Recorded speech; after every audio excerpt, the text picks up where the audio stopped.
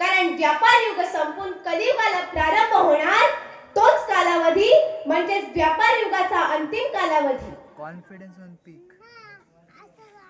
कारण ज्या कलियुगाला सुरुवात होणार त्या कलियुगामध्ये सर्व देवी देवता पाषाण रूपाने अवस्था करणार.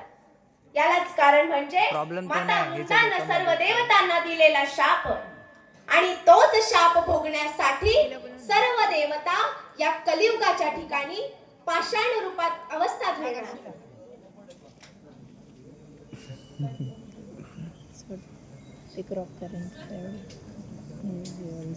माणसाचा विश्वास ढळला जाऊ नये, माणसाचा देवावरचा विश्वास ढळला जाऊ नये, भक्ती मार्गाचा प्रसार व्हावा आणि म्हणूनच द्वारकिष्ट गोपाळ कृष्णांनी आम्हा नवनारायणांना बोलवणं केलं. आणि त्या क्षणी देवाच्या मुखातून शब्द पडले तेच काय, नाथ हो, या कलियुगाच्या ठिकाणी अर्थातच या मृत्यूलोकी ज्या क्षणी कलियुग असेल त्या क्षणी सर्व माणसांचा देवावर विश्वास बसावा, भक्ती मार्गाचा प्रसार थांबू नये आणि याच कारणासाठी तुम्ही नाथांनी नवनाथ म्हणून या कलियुगाच्या ठिकाणी जन्म घ्यावा. ही देव आज्ञा झाली आणि ही देव आज्ञा पूर्ण करण्यासाठी सांगितल्याप्रमाणे आम्ही नाथांनी या कलियुगाच्या ठिकाणी जन्म घेतला. आम्ही नाथांनी या कलियुगाच्या ठिकाणी जन्म घेतला.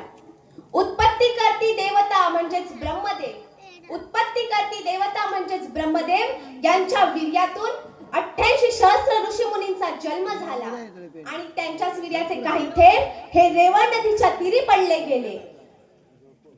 त्या थेंबापासून चमस नारायणाने अवतार धारण केला.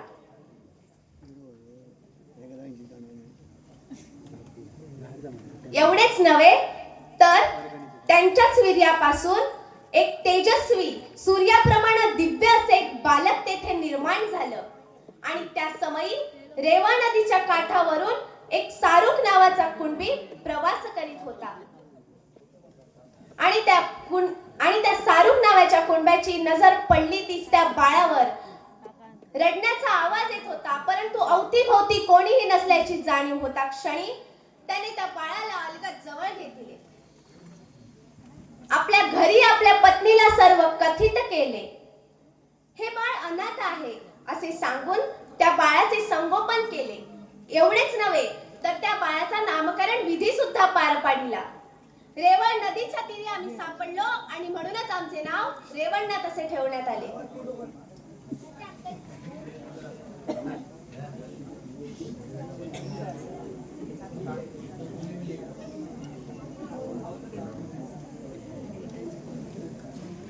त्यांच्या समवेत काम करत असताना हो हो म्हणता म्हणता 12 वर्षांचा कालावधी लोटला गेला.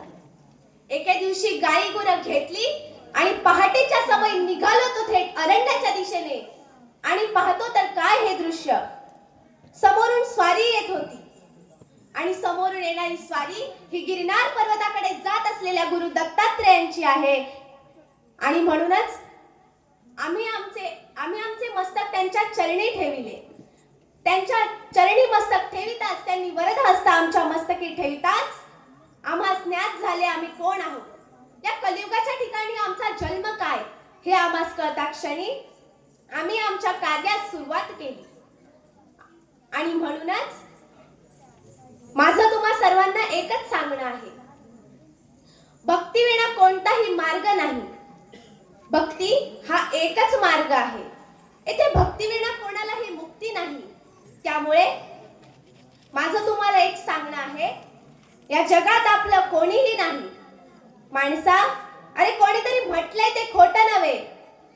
आई बाप भाऊ बहीण ही फक्त क्षणिक भरीक नाती आहेत रे. त्यामुळे आपल्या कर्तव्याला मुकून आपल्याला चालणार नाही. आम्ही नात सुद्धा आमच्या कर्तव्याला कधी मुकलेलो नाही. आमच्या नातांचे कर्तव्य म्हणजे दररोज 5 घरे भिक्षा मागून ते अन्न शिजवून गुरु दत्तात्रेयांना त्याचा नैवेद्य दाखवून ते अन्न ग्रहण करणे होय. आणि याच हेतूने आमचे या कोचरे गावामध्ये येणे झाले.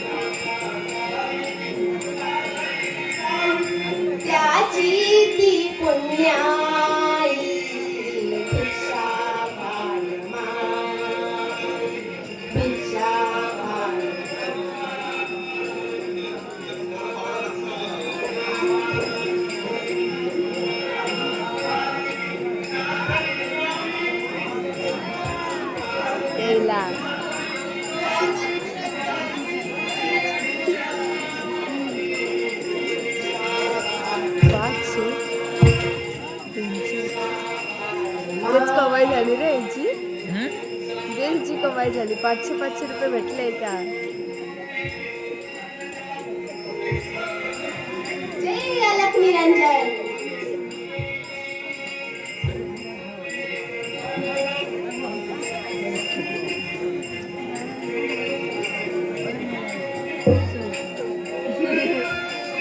पाच नाही बाई, अजून 5% आहे. नाटकच करू.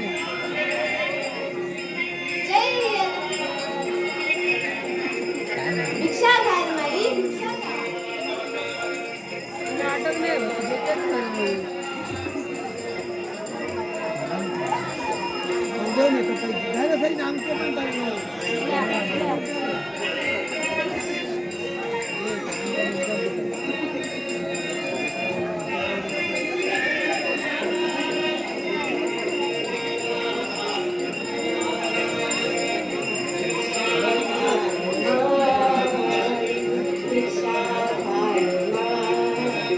काय पण बघ, कॉन्फिडन्सला सल्यूट आहे भाई. जाम खतरनाक कॉन्फिडन्स आहे भाई. ती खूप मी खरंच सांगतो, असा कॉन्फिडन्स मी आजपर्यंत नाही. चांगली आहे, हँडरायटिंग मध्ये चांगली आहे ती. डान्स खेळण्यामध्ये पण डान्स मरू दे, सगळं मरू दे, कॉन्फिडन्स लेवल जाम बाप. गाणं गाते, गाणे गाते, इन्स्टावरती टाकते ना नेहमी. तिला प्राइज भेटलाय. तिला फर्स्ट प्राइज मिळाला सिंगिंग मध्ये. कितवीत आहे 11वी. हं? तुला काय वाटलं? तुला काय वाटलं? 8वीत आहे 9वीत आहे? मला वाटलं तुझ्यापेक्षा छोटी आई. काय आलं काय तीनदा गेला तीन ज्याच्या वेळी आपण या ठिकाणी पाऊल ठेवले, त्या गावात या जनसमुदायाने आपल्या मुखाधिकार आमच्या झोळीत टाकला आहे. मला वाटलं या अशा आमच्या हिच्यापेक्षा छोटी आहे जनसमुदायाला कॉमर्स स्टुडंट. आमचा शुभ आणि मंगलाचा आशीर्वाद आहे.